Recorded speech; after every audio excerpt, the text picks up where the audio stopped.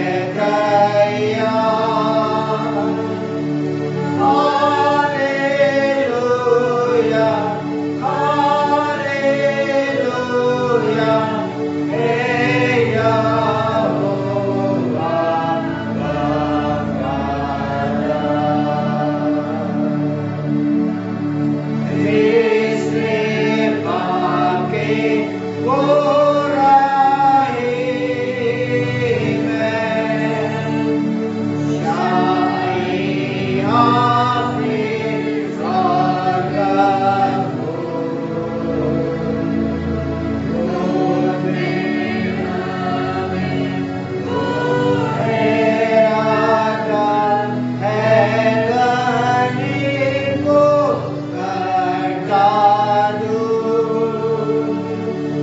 Hallelujah hallelujah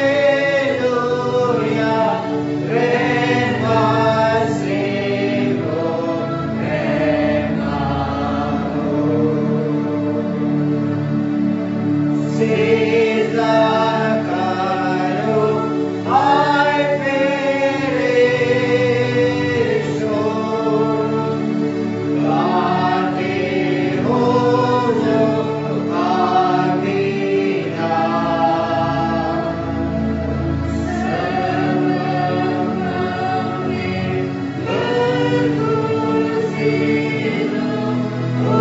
उसके होके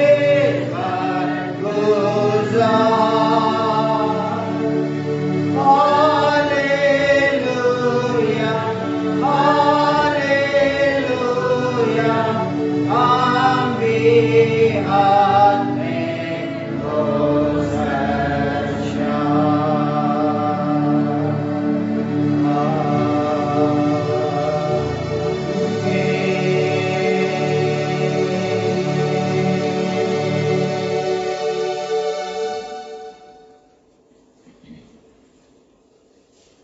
अब समय हुआ कि हमारे बीच में मुकद्दस इंजील का पाठ पढ़ा जाएगा, जो कि पाया जाता है मुकद्दस मत्ती की इंजील उसका 25वां अध्याय उसके 31वें पद से लेकर 46वें पद तक।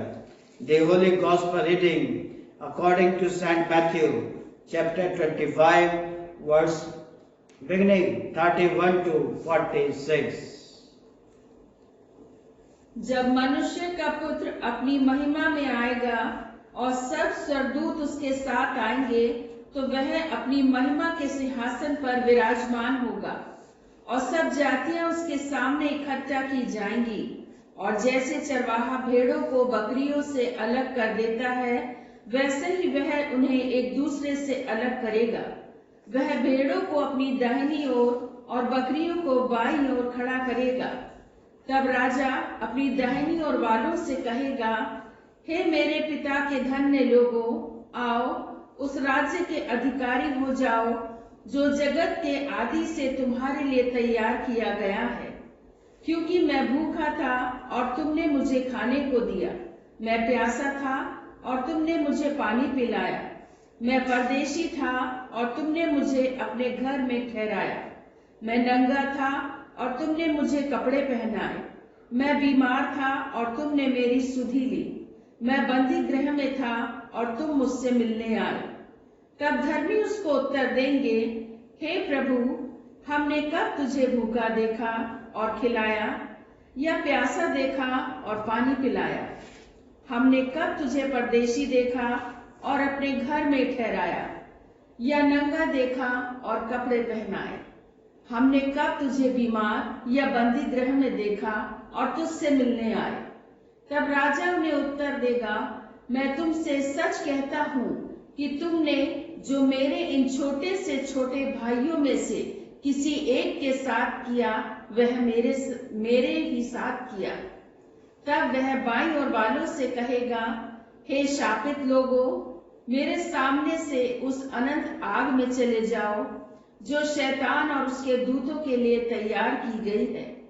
क्योंकि मैं भूखा था और तुमने मुझे खाने को नहीं दिया, मैं प्यासा था और तुमने मुझे पानी नहीं पिलाया, मैं परदेशी था और तुमने मुझे अपने घर में नहीं ठहराया, मैं नंगा था और तुमने मुझे कपड़े नहीं पहनाए, मैं बीमार और बंदी गृह में था और तुमने मेरी सुधि ना ली। तब वे उत्तर देंगे, हे प्रभु, हमने तुझे कब भूखा या प्यासा या परदेशी या नंगा या बीमार या बंदी गृह में देखा और तेरी सेवा टहल ना की? तब वह उन्हें उत्तर देगा, मैं तुमसे सच कहता हूँ कि तुमने जो इन छोटे से छोटों में से किसी एक के साथ नहीं किया, वह मेरे साथ भी नहीं किया।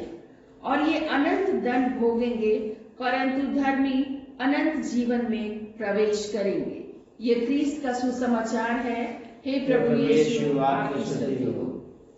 आइए इससे पहले कि परमेश्वर के वचन पर थोड़ी देर चिंतन मनन करें, अपने हृदय और आत्मा को तैयार करने के लिए परमेश्वर की शान में एक गीत और गाएंगे जिसका नंबर है 285, गीत नंबर 285, सलीब पर जब करता हूँ ध्यान।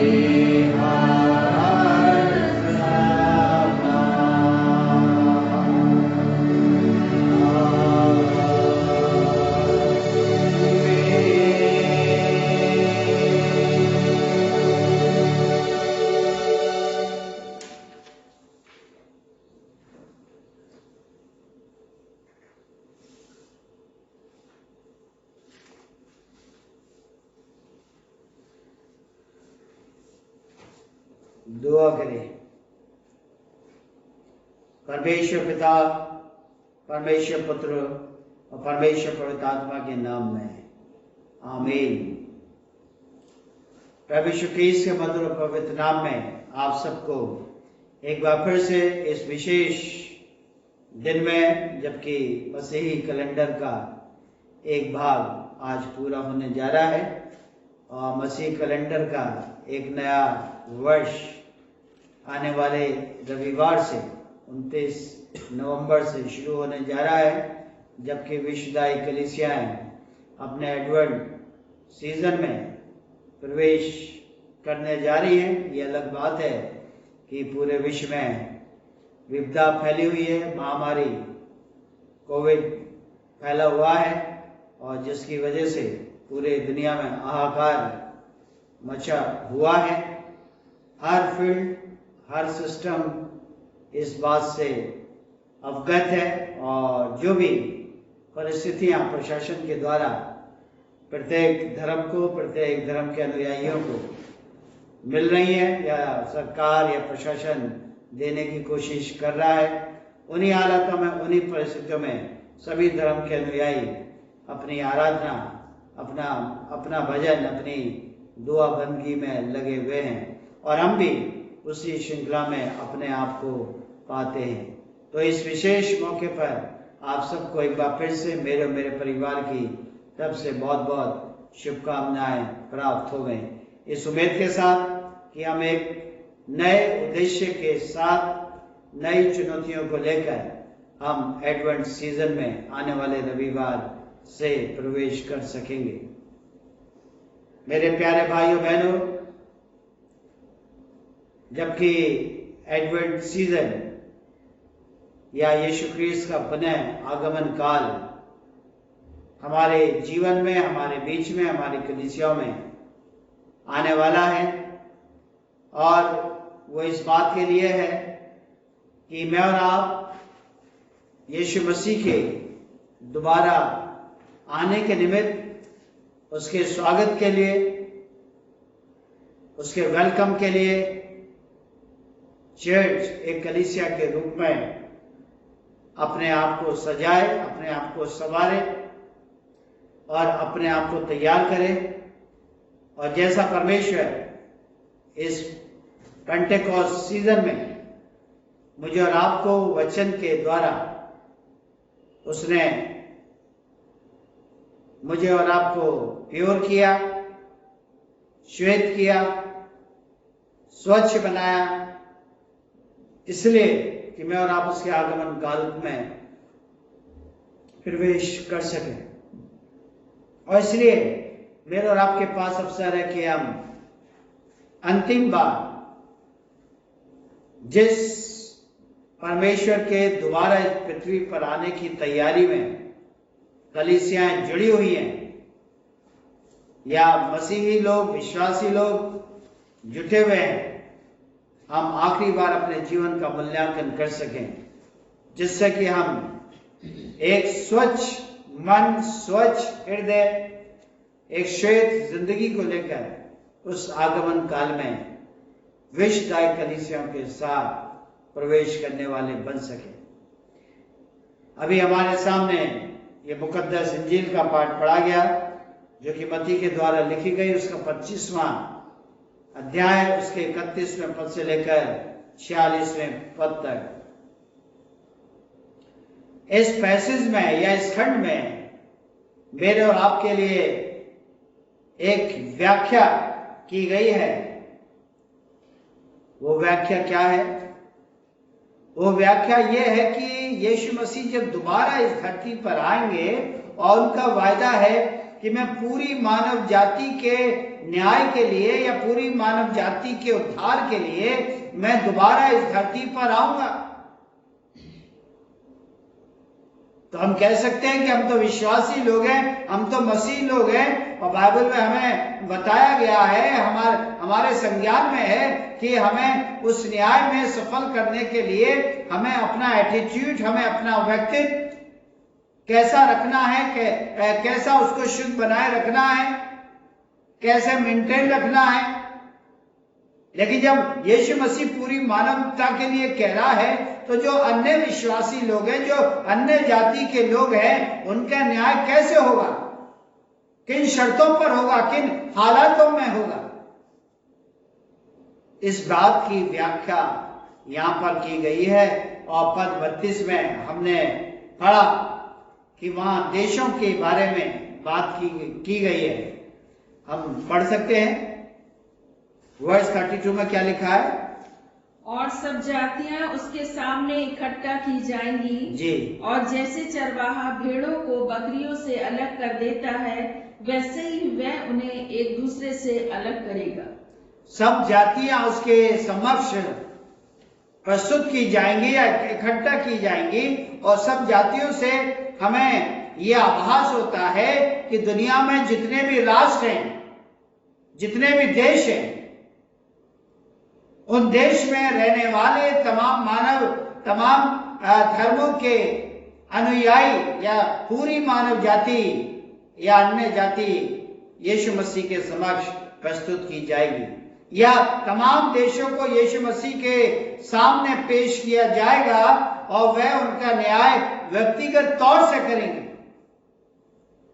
किसी धार्मिकता के कारण नहीं करेंगे या किसी रिचुअल्स के कारण, रीति रिवाजों के वजह से या कारण से नहीं करेंगे, लेकिन यीशु मसीह जो है अन्य जातियों का जो न्याय है वो व्यक्तिगत तौर से करेंगे।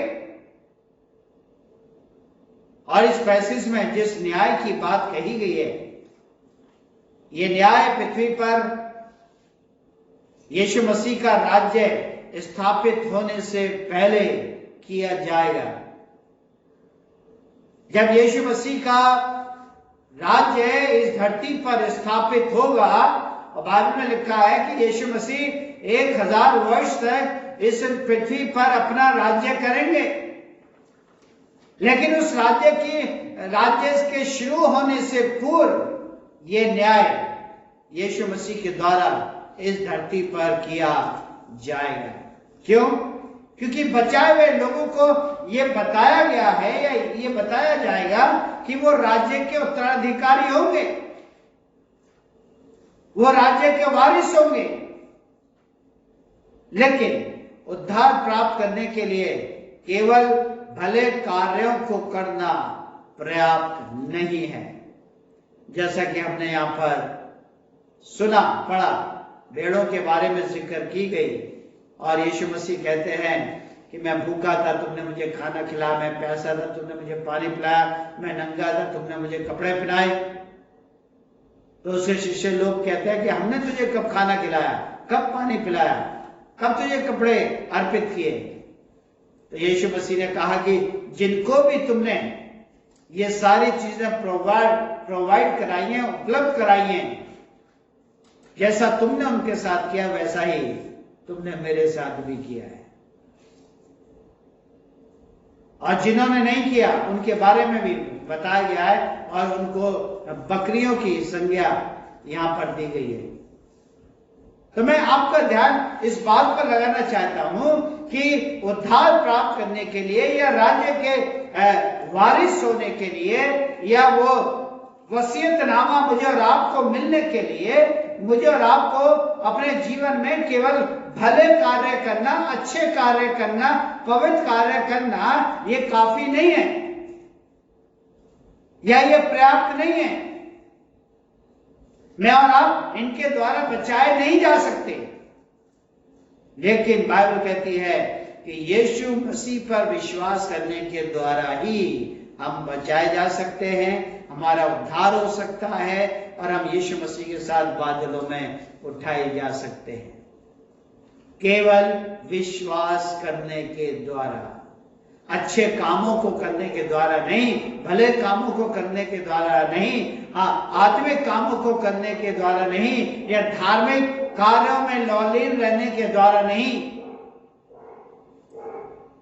लेकिन उन सारी बातों के साथ यीशु मसीह पर विश्वास करने के द्वारा ही मैं और आप बचाए जा सकते हैं, या मेरा उद्धार और आपका उद्धार हो सकता है। इफिसियों की पत्री उसका 2 अध्याय उसके 8वें पद से लेकर 10वें पद तक हम पढ़ेंगे तो हम पाते वहां लिखा है क्योंकि विश्वास के द्वारा अनुग्रह से ही तुम्हारा उद्धार हुआ है। और ये किसी मानव की ओर से नहीं, ये किसी विश्वासी के ओर से नहीं, ये किसी मसीही की ओर से नहीं, ये किसी मनुष्य की ओर से नहीं, लेकिन अगर तुम्हारा विश्वास के द्वारा अनुग्रह से तुम्हारा उद्धार हुआ है तो ये परमेश्वर का दान है। मुझे और आपको ये परमेश्वर का दान है। भले कार्यों को करने के लिए तो परमेश्वर ने मेरी और आपकी सृष्टि की है। भले कामों को करने के लिए परमेश्वर ने मुझे और आपको इस उम्र तक इस धरती पर नवाजा है। लेकिन अविश्वासी लोगों का इस रीति से बचना संभव नहीं है। मैं और आप भले कार्यों को करने के लिए इस धरती पर रचे गए हैं, इस धरती पर हमने जन्म लिया है और आज तक हम अपने आप को जीवितों के साथ पाते हैं।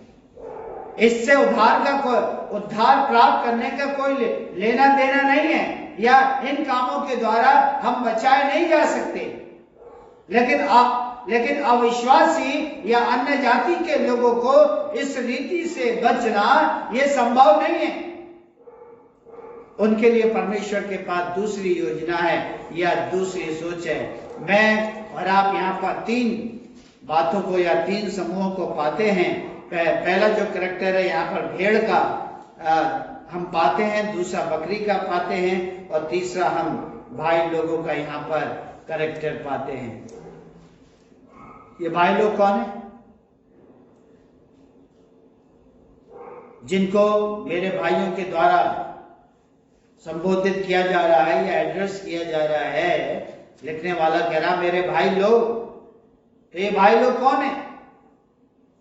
ये वो लोग हैं जो कि विश्वास करने वाले यहूदी लोग थे। इन्होंने विश्वास किया, परमेश्वर पर विश्वास किया, यीशु मसीह पर विश्वास किया। सवाल ये है कि ये लोग कैसे बचेंगे? जिन्होंने यीशु मसीह को थाम लिया है, यीशु मसीह को विश्वास कर लिया है, ये लोग कैसे बचेंगे? ये लोग कैसे बचेंगे?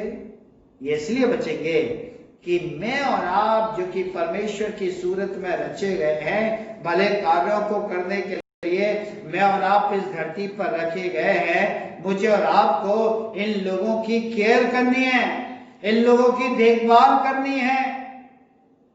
मसीह का प्रेम इनके ऊपर प्रकट करना है, इनकी गतिविधियों पर प्रकट करना है, इनका स्वागत करना है, इनको अपने साथ जोड़ना है, अपने साथ मिलाना है, अपनी संगति में रखना है। तभी ये लोग बच सकेंगे। और भेड़े वो हैं जिन्होंने इन विश्वास करने वाले यहूदियों की प्रेम पूर्वक सेवा की थी। इन लोगों ने यीशु मसीह को थामा, यीशु मसीह पर विश्वास किया, यीशु मसीह के नाम से चलने लगे।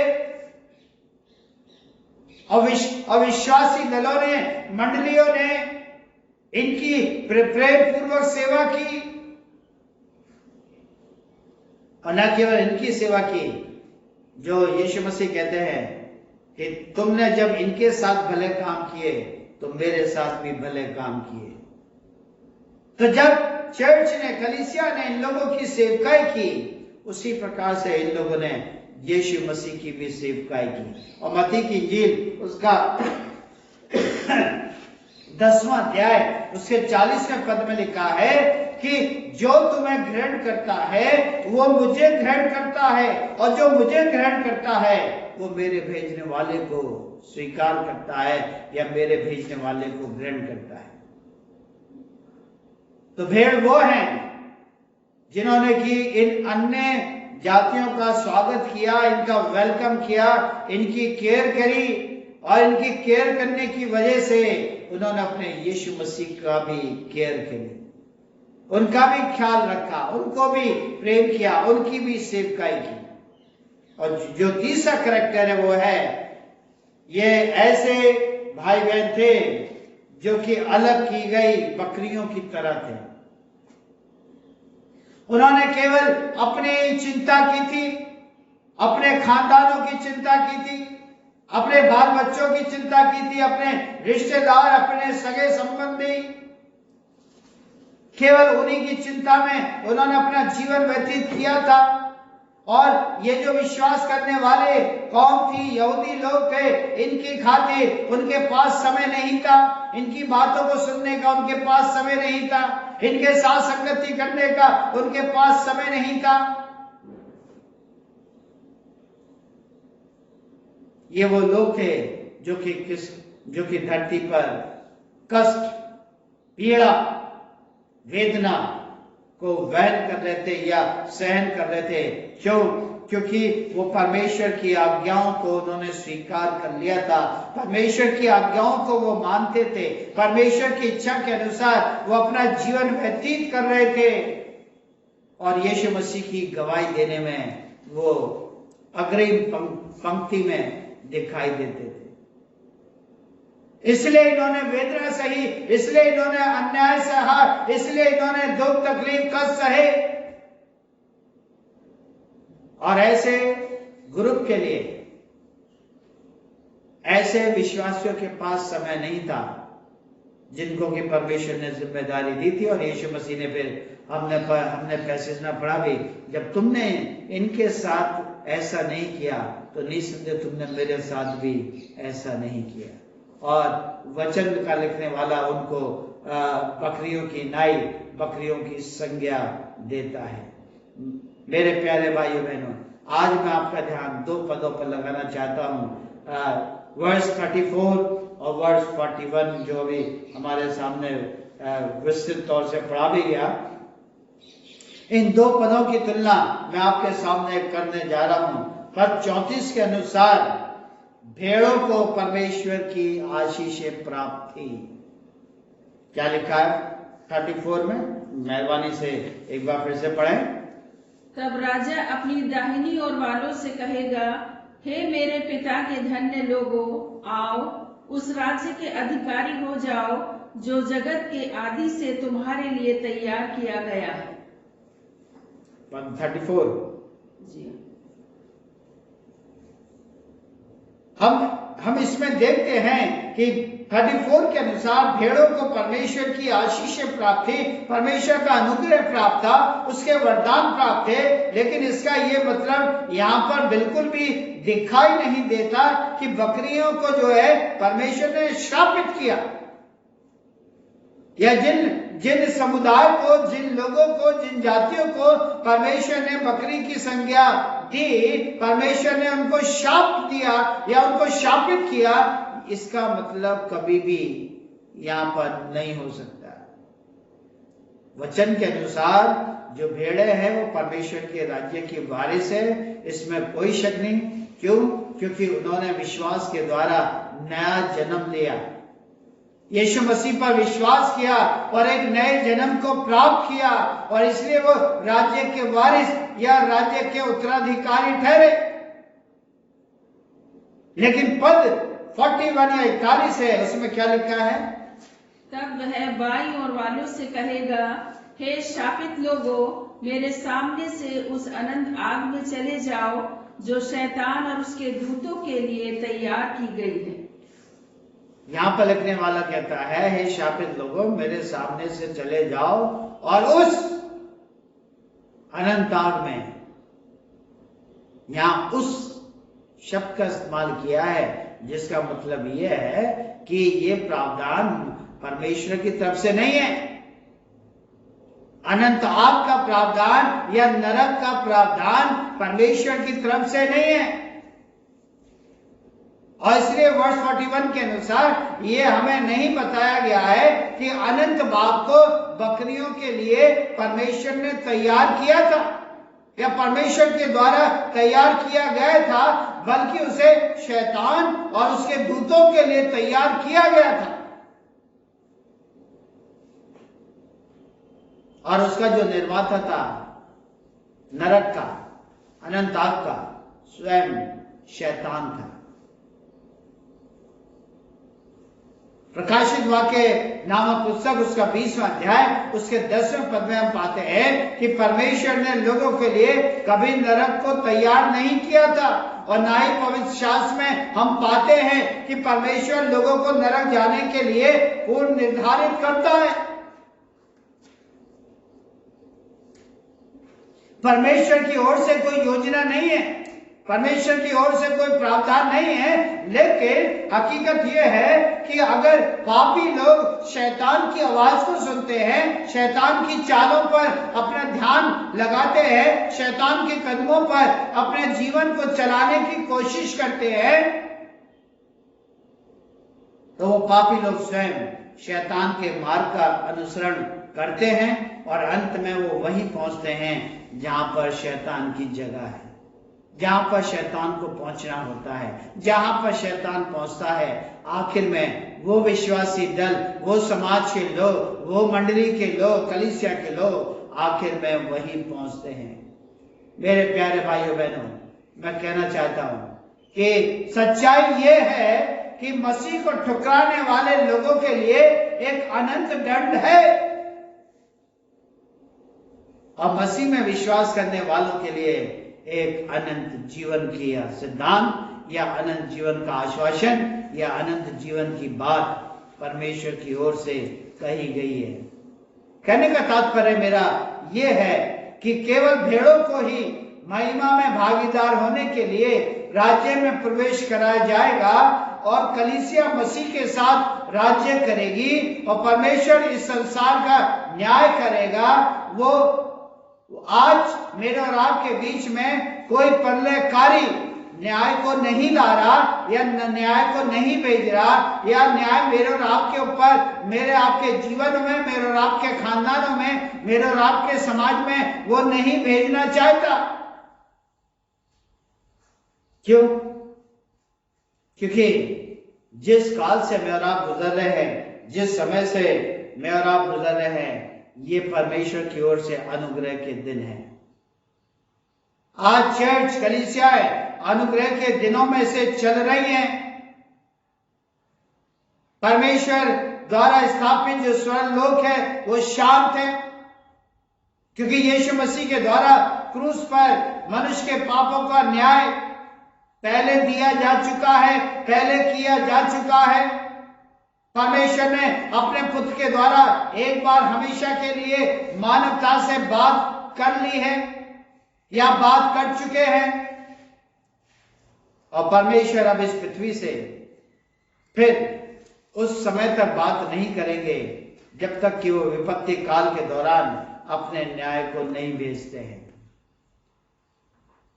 उस क्रूस पर परमेश्वर एक पुत्र के रूप में, एक मानव के रूप में अपना बलिदान दे चुके हैं, अपने लहू को बहा चुके हैं, और उस लहू के द्वारा उन्होंने मानव जाति से बात की है, मानव जाति के ऊपर अपने आप को प्रेजेंट किया है, और अब वो मानव जाति से बात नहीं करेंगे। तब तक वो बात नहीं करेंगे जब तक कि वो अपनी ओर से मानव जाति के ऊपर, धरती पर न्याय नहीं ले आते हैं। जिस दिन न्याय का दिन होगा, तब यीशु मसीह या परमेश्वर मुझसे और आपसे बात करेंगे। मेरे प्यारे भाइयों बहनों, अब मसीही लोग, उसकी कलीसिया, उसकी दुल्हन होने के नाते हम किसी दिन का इंतजार नहीं करते हैं, हम किसी चिन्ह की या साइन की प्रतीक्षा नहीं करते हैं। पहला कुरिन्थियों उसका पहला अध्याय उसके 22वें पद में हम पढ़ेंगे तो पाएंगे कि यहूदियों को एक चिन्ह की दरकार थी, एक चिन्ह की आशा थी, एक चिन्ह की प्रतिज्ञा थी, या वो परमेश्वर की ओर से कोई चिन्ह देखना चाहते थे ताकि परमेश्वर पर वो विश्वास ला सके, यीशु मसीह पर विश्वास ला सके, यीशु मसीह अपने आप को साबित कर सके कि वही परमेश्वर का पुत्र है। तो यहूदियों को एक चिन्ह की जरूरत है। मसीह की बादलों पर अचानक वापसी से पहले कलीसिया के लिए कोई चिन्ह नहीं दिया जाएगा, कोई चिन्ह इस धरती पर अंकित नहीं होगा, कोई चिन्ह इस धरती पर नहीं दिए जाएंगे। बाइबल कहती है कि जिनको मसीह ने बचा लिया है, जिनको मसीह ने उद्धार के लिए चुन लिया है, जिनका नाम जीवन की पुस्तक में लिखा जा चुका है, उनके लिए उस समय तक कि जब यीशु मसीह न्याय के लिए बादलों पर आएंगे, उस समय तक कोई चिन्ह नहीं दिखाया जाएगा, कोई चिन्ह नहीं दिए जाएंगे। इसके बावजूद जब हम विपत्ति के इन चिन्हों को आरंभ होता हुआ देखते हैं, जैसा कि आज पूरा विश्व इस कोविड महामारी से ग्रसित है, इस महामारी के आने से पूरी दुनिया में हलचल मची हुई है। बहुत सी मान्यताएं खत्म हो गई हैं, बहुत सी परंपराएं खत्म हो गई हैं। 300, 350, 400 साल के बाद किसी परंपरा को रोका गया है, किसी परंपरा पर प्रतिबंध लगाया जा रहा है। एक अजीब सा माहौल बन रहा है। हम एक दूसरे को शक की नजर से देख रहे हैं। जो लोग महामारी से पीड़ित हो रहे हैं, हम उनका शायद बहिष्कार कर रहे हैं। जो लोग महामारी से पीड़ित होकर अस्पतालों में जाकर ट्रीटमेंट ले रहे हैं, इलाज ले रहे हैं, निरोग हो रहे हैं, स्वस्थ हो रहे हैं, इस महामारी से लड़कर वापस अपने घर, अपने परिवार, अपने समाज, अपनी सोसाइटी में आ रहे हैं, मैं और आप उनको देखकर भाग रहे हैं। मैं और आप अपने आप को उनसे अलग रखना चाहते हैं। मैं और आप अपने आप को उनसे छिपाना चाहते हैं। आज ये सब कुछ पूरे संसार में मेरे और आपके बीच में हो रहा है, और शायद मैं और आप सोचते हैं, देखते हैं कि शायद अब विपत्ति का आरंभ शुरू हो चुका है, या परमेश्वर का आने का समय बहुत नजदीक आ चुका है। लूका की इंजील उसका 21वां अध्याय, उसका 28वां पद में देखिए क्या लिखा है।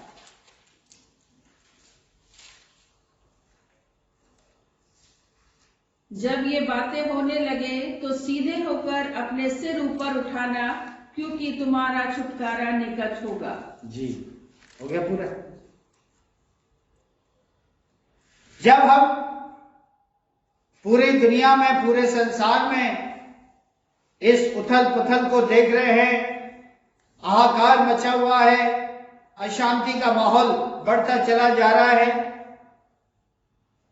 और जब हम इन चिन्हों को देख रहे हैं, कभी कभी जो प्रकृति का गुस्सा है वो हम अपने दुनिया में, अपने विश्व में देख सकते हैं, धरती पर देख सकते हैं, जल की धाराओं के द्वारा देख सकते हैं, मौसम के आने जाने के द्वारा देख सकते हैं। और जब हम ये देखते हैं, महसूस करते हैं, तब हमें ये एहसास होता है कि शायद दुनिया का अंत अधिक दूर नहीं है। दुनिया का अंत शायद नजदीक दिन प्रतिदिन आता चला जा रहा है, वो हमसे अधिक दूर नहीं है। और आज मुझे और आपको ऐसा प्रतीत होता है कि राष्ट्रीय व अंतरराष्ट्रीय जो तनाव है मानव के बीच में, जातियों के बीच में, जो समस्याएं आ रही हैं हमारे अधिकारों को लेकर, हमारे रंगभेद को लेकर, हमारी संस्कृति को लेकर, हमारे विश्वास, हमारी आस्था, हमारे धर्म को लेकर,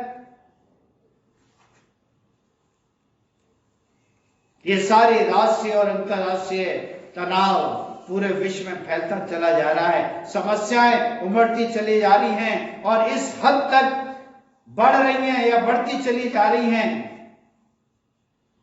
कि ऐसा लगता है कि विश्व को, दुनिया को एक डिक्टेटर की जरूरत है। एक ऐसा डिक्टेटर या जो एक अति शासकों के ऊपर शासन करने वाला, जिसको हम डिक्टेटरशिप के नाम से एड्रेस करते हैं, शायद एक ऐसे पर्सनालिटी की, एक ऐसी शक्ति की जरूरत हो गई है। और समाज शायद उसकी मांग करेगा, विश्व उसकी मांग करेगा, और जब विश्व उसकी मांग करेगा या करने जा रहा है तो शैतान इसके लिए अपना कैंडिडेट तैयार रखेगा। या शैतान इसके लिए अपना प्रत्याशी तैयार रखेगा। और अगर नेशनल लेवल पर, इंटरनेशनल लेवल पर इसी तरीके से तनाव बढ़ता गया, इसी तरीके से समस्याएं बढ़ती चली गई और हम कहते हैं कि शायद फिर से विश्व युद्ध होने वाला है, शायद फिर से गृह युद्ध होने वाले हैं, जातियां एक दूसरे की जाति पर चढ़ाई करेंगी, देश एक दूसरे देश पर चढ़ाई करेंगे और शायद विश्व युद्ध हो सकता है, ऐसा हम सोच रहे हैं। अभी हमारे माननीय प्रधानमंत्री मोदी जी ने कल एक स्टेटमेंट कहा कि ये जो कोविड महामारी है ये किसी विश्व युद्ध से कम नहीं है, कि जहां पर पूरी दुनिया की मानव जाति एक होकर एक मंच पर आकर इस महामारी से लड़ रही है।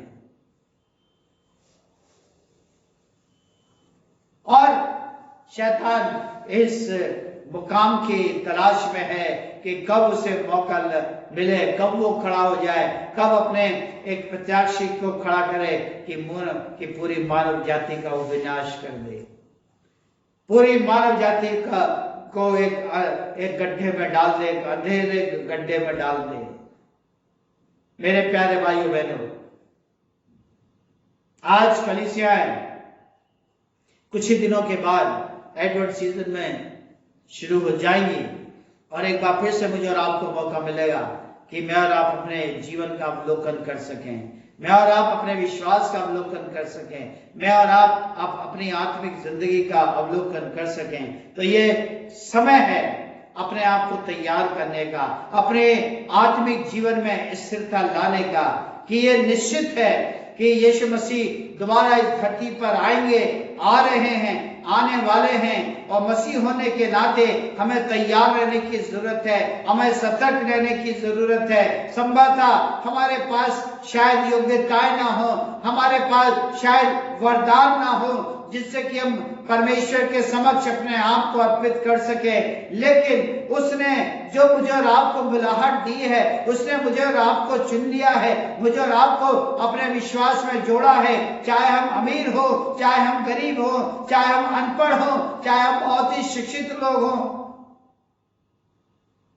चाहे हम ग्रामीण आंचल में रहने वाले हों, चाहे हम शहर के वातावरण में अपना जीवन यापन करने वाले हों, लेकिन हम सब एक है और एक दूसरे को संभालना है, एक दूसरे को संभालना है, एक दूसरे के हाथों को थामना है, एक दूसरे को मजबूती के साथ कदम से कदम मिलाकर चलना है। इसके लिए योग्यताओं की जरूरत नहीं, इसके लिए वरदानों की जरूरत नहीं, लेकिन जो कॉल परमेश्वर ने मुझे, मेरी और आपकी की है, मुझे और आपको बुलाया है, मुझे और आपको अपनी भेड़शाला में रखा है, मुझे और आपको एक पवित्र घराने का एक अभिन्न सदस्य बनाया है, मैं और आप परमेश्वर के प्रति विश्वास योग्य हो सकते हैं। हम चाहे किसी भी हालत में हो, किसी भी परिस्थिति में हो, लेकिन मैं और आप परमेश्वर के प्रति एक विश्वास योग्य दास, एक विश्वास योग्य दासी हो सकते हैं। और जो बात यहाँ पर भेड़ बकरियों की कही गई है, मैं और आप अपने आप को भेड़ों के साथ या भेड़ों के झुंड में अपने आप को देख सकते हैं, अपने आप को पा सकते हैं। और जब बादलों पर यीशु मसीह आएगा, निश्चित तौर से यीशु मसीह मुझे और आपको प्रेम करेगा, मुझे और आपको उठाएगा और अपने साथ बादलों में अपने राज्य में ले जाएगा। परमेश्वर हम सबको आशीषों से परिपूर्ण करे, आमीन। आइए प्रार्थना करें।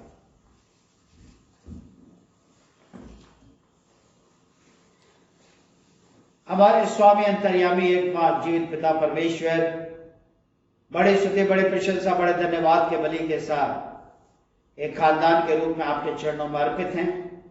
धन्यवाद देते हैं वापस से इस पाक दिन की, पाक सुबह की बेला के लिए जो कि आपके फजल से मिली, और हम एक विश्वासी दल के रूप में, खानदान के रूप में, घराने के रूप में आपके चरणों में आ सके हैं और आपकी इच्छा के अनुसार हम पिछला एक हफ्ता व्यतीत कर सके हैं। और ये आपका उपकार हम जीवन में कभी चुका नहीं सकते हैं। इसके लिए हम आपकी शुक्रगुजारी अदा करते हैं और जबकि हम एक नव सप्ताह में आज प्रवेश कर सके हैं, इस नए सप्ताह के लिए तन मन धन से अपने आप को हम आपको सौंपते हैं, अपने आप को समर्पित करते हैं। आप हमारे समर्पण को स्वीकार करें और होने दीजिए इस अप्स डाउन में, इस हलचल भरी दुनिया में रहते हुए, संघर्ष करते हुए पिता परमेश्वर, हम आपके एक विश्वास योग्य पात्र, एक विश्वास योग्य बेटा और बेटी बनने वाले बन सकें और आपकी विश्वास गवाही इस धरती पर हम दे सकें। हम शुक्रगुजार हैं कि आपने हम सबको अपनी पाक पनाह में रखा है। लेकिन जैसे भी हमें सुनने में आता है, हमारे संज्ञान में आता है कि एक बार फिर से महामारी का जो प्रभाव है पूरी दुनिया में, खासतौर से यूरोप कंट्री में बहुत फैल रहा है और हमारा भारतवर्ष में भी ये एक बार फिर से महामारी अपने पांवों को पसार रही है और अपने असर को प्रभावित कर रही है। पिता परमेश्वर, एक बार फिर से हम एकजुट होकर खुदावन अपने आप को और इस महामारी को आपके हाथों में सौंप देते हैं। खुदावन, आपका रहम भारतवर्ष के प्रत्येक मानव जाति पर, प्रत्येक नागरिक पर, प्रत्येक धर्म के अनुयायियों पर आपका अनुग्रह बना रहे, आपकी करुणा बनी रहे पिता परमेश्वर। और होने दीजिए आपकी इच्छा के अनुसार पिता परमेश्वर, एक बार फिर से पूरी मानव जाति एकजुट होकर इस महामारी के समक्ष अपने आप को पा सके, संघर्ष कर सके और जो भी प्रशासन के दिशा निर्देश के अनुसार जो प्रोटोकॉल मेंटेन करना है पिता परमेश्वर, उस पर ध्यान देने वाली बन सके। भारतवर्ष के प्रत्येक नागरिक को हम आपके हाथों में सौंप देते हैं। अपनी बुद्धि से उनको लवरेज करें, अपने विवेक से उनको लवरेज करें। जो बुद्धि आपने उनको दी है उस बुद्धि का इस्तेमाल कर सके, उस विवेक का इस्तेमाल कर सके, ताकि पूरी मानव जाति के बचाव के लिए, उसकी सुरक्षा के लिए पूरी मानव जाति एकजुट होकर संघर्ष कर सके।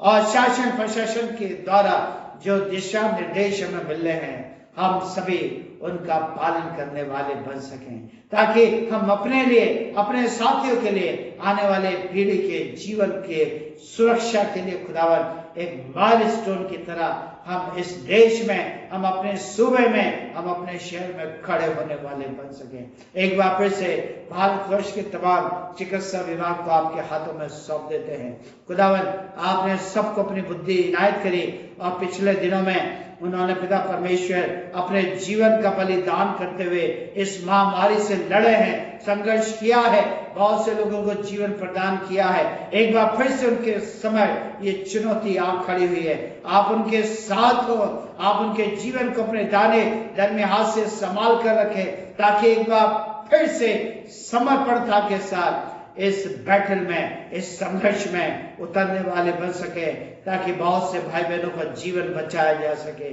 बहुत से भाई बहनों को इस महामारी से आजादी दिलाई जा सके, ताकि ना कि उनका जीवन बचे लेकिन उनका परिवार भी बचने वाला बन सके। एक बार फिर से हम देश के प्रत्येक अधिकारी को, हम अपने राष्ट्रपति, प्रधानमंत्री, तमाम स्टेट के मुख्यमंत्री को, उनके कैबिनेट को और लोकल प्रशासन अधिकारियों को, सबको हम आपके हाथों में सौंप देते हैं। सबकी सुधीले निगरानी चौपानी करें, अपने पंखों के तले रखें, क्योंकि सबकी नजरें उनकी ओर उठी हुई हैं पिता परमेश्वर। और जो अधिकार आपने उनको दिए हैं, उन अधिकारों का उपयोग करते हुए खुदावन भारत देश के प्रत्येक नागरिकों की वो केयर कर सकें, उनकी देखभाल कर सकें, ताकि वो स्वतंत्र जीवन जीने के लिए अपने आप को तैयार कर सके।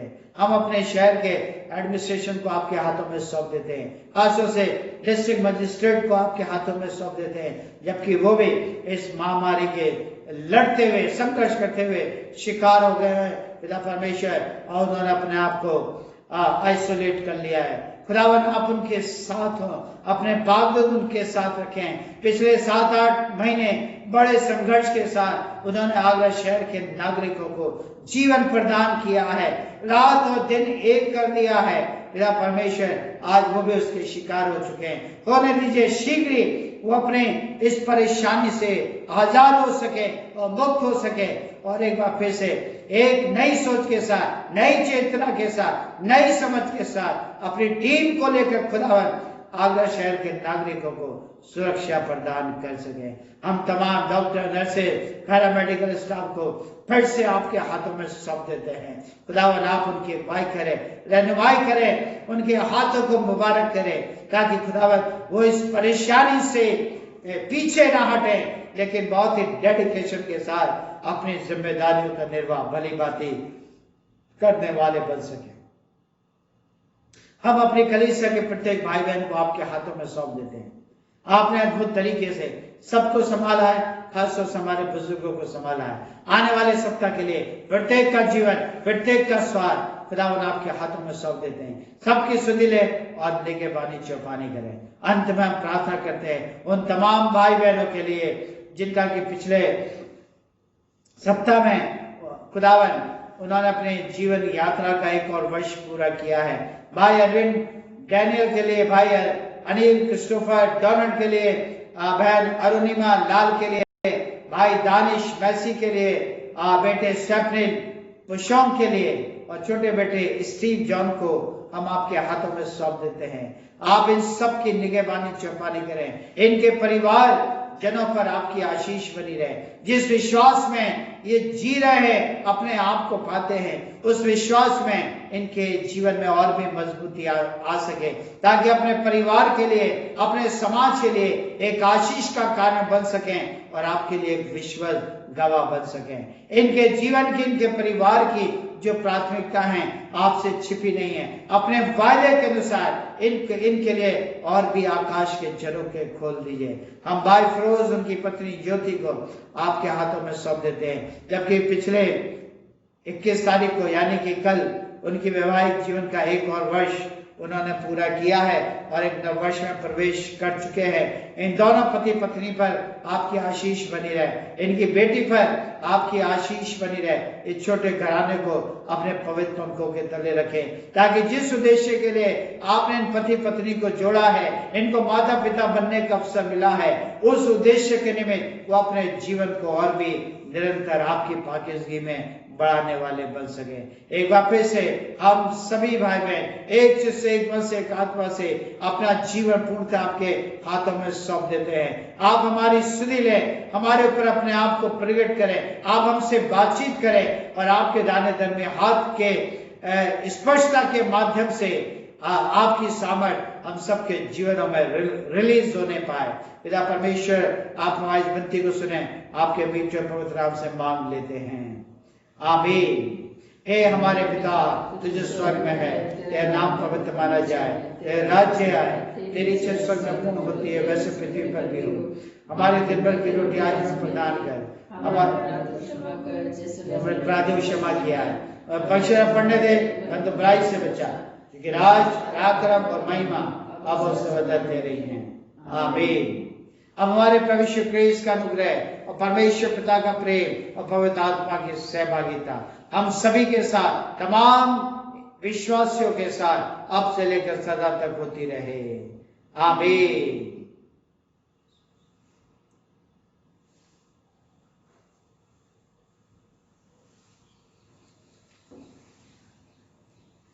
Thank you very much. खुदा आप सबको बहुत बहुत आशीषों से परिपूर्ण करे, आमीन।